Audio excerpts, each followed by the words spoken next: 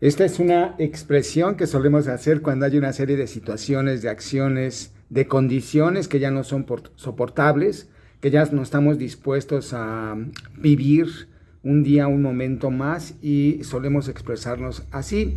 El día de hoy, pues vamos a ocupar esta expresión de manera, junto con otras palabras clave, de manera central para acercarnos a otro ejercicio de lectura, de proponer metodologías de lectura. Ya el 24 de agosto, en este mismo canal de YouTube, tú puedes buscar un ejercicio de lectura caórdica y caórdica, justamente cuestionando lo órdico, que es lo tradicional, es lo convencional, es lo que está normalizado, lo que hacemos comúnmente todos los días bajo una lógica infalible, donde hay una serie de pasos lógicos que no se estaría en condiciones muy fáciles de estar cuestionando. Nadie podría, o muy poca gente podría estarse oponiendo a ellos porque son deseables. En cambio, lo órdico o lo caórdico, que no significa necesariamente que no se construya conocimiento, que no se construya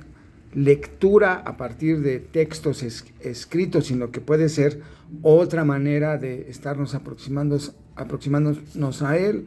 Pues allí está, el 24 de agosto propusimos esas ideas para estarnos acercando a mover, a plantear otro tipo de lectores y decir un alto a el tradicionalismo, a las maneras excesivamente conservadoras de acercarnos a un libro que bueno, vamos a ver otro esquema que justamente no significa que esto sea lo malo o lo bueno en una moral académica, sino que justamente en este esquema, a mí me agrada bastante estos esquemas porque se ve la complementariedad, es decir, completitudes entre lo órdico y lo caórdico. No necesariamente siempre hay que quedarse en lo órdico, ni siempre necesariamente en lo caórdico, sino pasar de un lado a otro continuamente, hacer recirculaciones, es lo que proponía en ese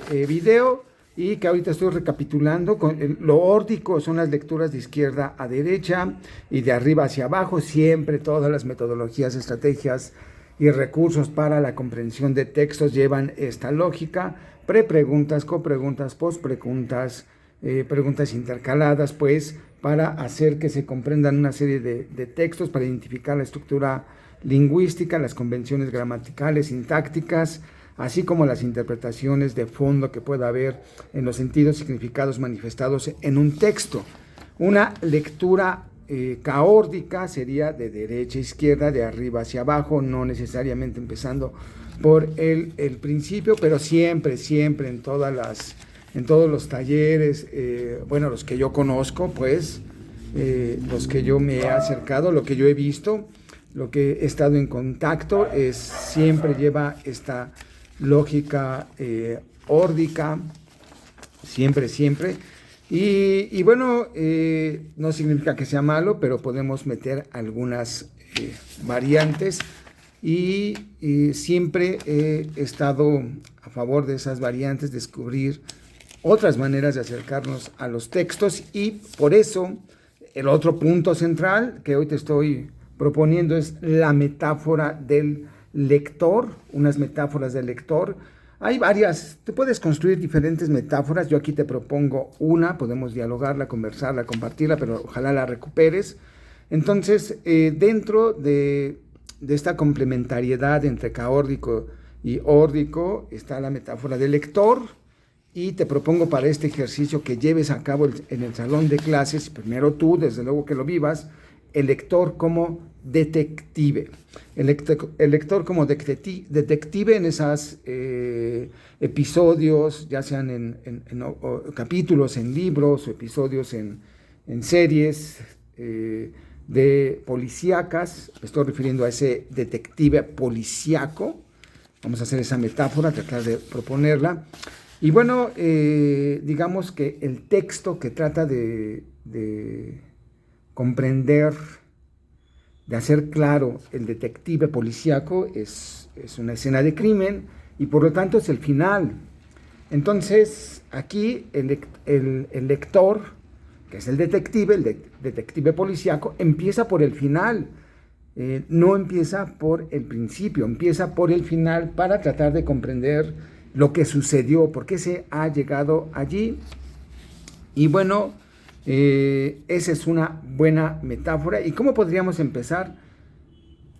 Creo que después de haber seleccionado, propuesto, argumentado, convencido a los alumnos de algún libro, algunos libros, si ellos lo deciden, es autoestructurante, sin que uno interfiera. Si uno lo decide, es heteroestructurante. Pero si lo decidimos todos en comunidad, en diálogo, si lo acordamos, si aunque marcamos las diferencias, pero lo acordamos todos, lo hacemos en comunidad, será heteroestructurante. Bueno, una vez que has superado ese escollo y que has planteado que el propósito de la lectura es hacerlo a manera de un detective policíaco, y que ahora van a ser unos lectores policíacos, así, van a ser detectives policíacos, así como en esta función lectora, pues bueno, ya se acerca el libro y se empieza a leer el final.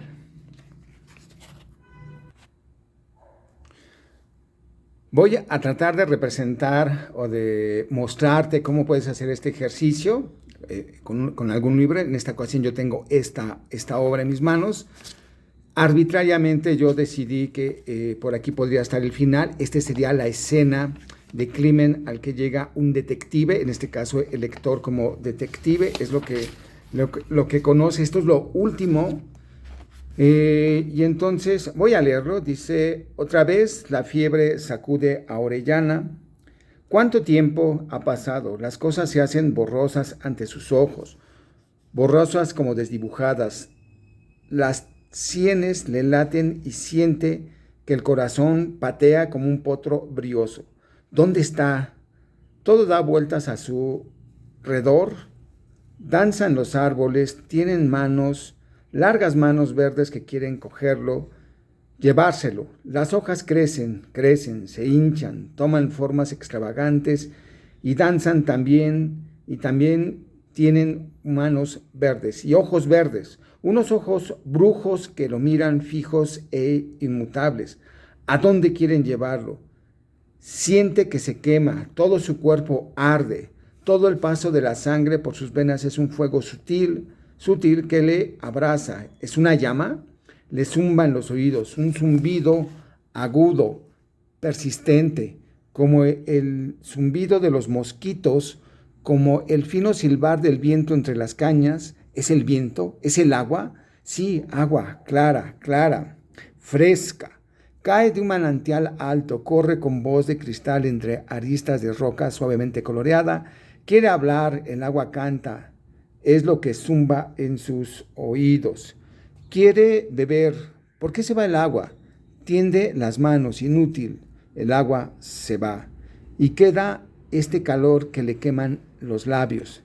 Pero debajo de ese calor siente frío, adentro, muy adentro, un frío interior también sutil, y el calor, frío y calor.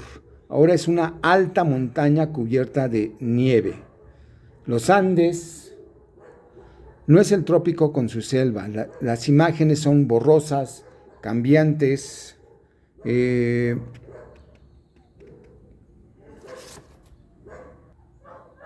Enloquece.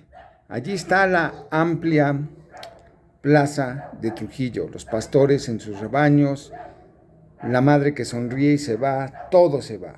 Ana siente el roce fresco de su mano, la dulzura tibia de su boca de miel. Ana abre los ojos. Sí, allí está Ana con los ojos llorosos, la cabeza inclinada. ¿Por qué llora?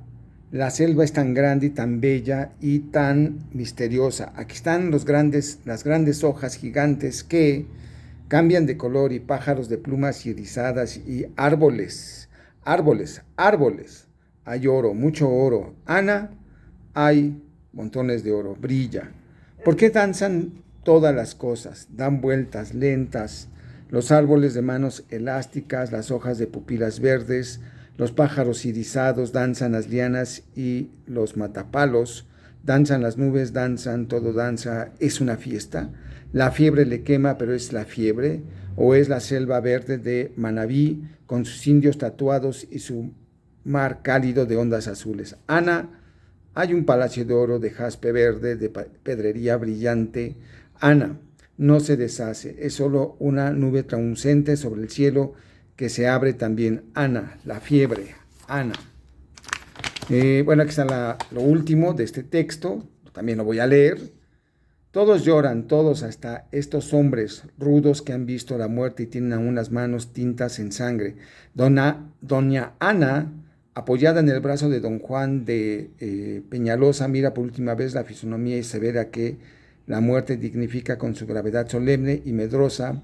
Al pie del árbol más alto se ha abierto la tumba, un árbol de los miles de la selva, quizá un matapalo que ha ahogado entre sus brazos flexibles un árbol más pequeño, para poder elevar hacia los cielos como símbolo de la vida que sostiene la muerte y vuelve a ella.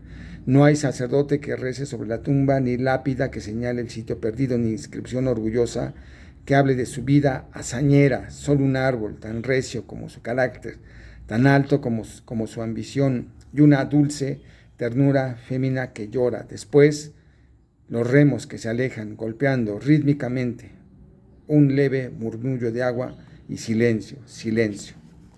Bueno, ahí termina esta obra y entonces tenemos por lo menos dos nombres, Orellana y Ana. ¿Quiénes son Orellana y Ana?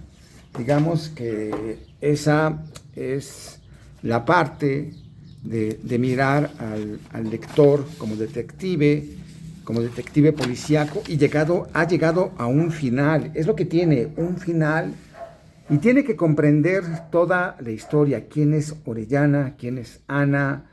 ¿Por qué muere? O al parecer está feneciendo en unas condiciones así, con una descripción que hace el autor, Leopoldo Benítez Vinuesa. Está describiendo un fallecimiento, una muerte de alguien. ¿Qué es lo que ese es entonces la escena? Pues entonces, a partir de la lectura del final de un libro que no se conoce y de algo que no se sabe quiénes son, se empieza a nacer las preguntas intercaladas. Se hacen las preguntas intercaladas, ¿no? Para tratar de establecer supuestos, qué sucedió, quiénes son, por qué están allí, quiénes son Orellana y Ana, qué hacían allí, por qué se escribe de ellos, será parte ficción, parte realidad. Y entonces los alumnos tienen que escribir. Después, este es el inicio de esta metodología. Había empezado este video con esta frase, basta. Por aquí está la frase, la estoy tratando de localizar para que la podamos ver. Aquí está, y decía que hacemos esta expresión cuando algo ya no es soportable, queremos cambiar y decimos esta expresión. Bueno, pero también nos hace evocar un juego que lleva este nombre y que se pone en funcionamiento para ciertas reglas, que ahorita no voy a citar, pero vamos a ocuparlo, o te invito a que tú lo ocupes, igual y puedes idear otra cosa, y entonces vas a hacer lo siguiente. Ya que los alumnos, o se leyó el final, se coge el libro y se empiezan a pasar las hojas así. Y se tiene que decir basta en algún momento. Si no se ha dicho basta, se vuelve a repetir, hacer el ojeo y se dice basta. Por ejemplo, aquí. Y empezamos a leer en voz alta. Al llegar al corro, Orellana oye las palabras que va leyendo el escribano Izazaga. Lee las firmas. Son 47 hombres los que expresan su determinación irrevocable. El total de la expedición aventurera toma el papel que le tiende el escribano, húmedo, aún de tinta, y su ojo tuerto lee con atención las palabras finales. Haciéndolo así, haréis servicio a Dios, nuestro Señor, y a su majestad, donde protestamos de todos los daños, escándalos, muertes de hombres, otros desafueros que en tal caso suelen acontecer por no tener capitán.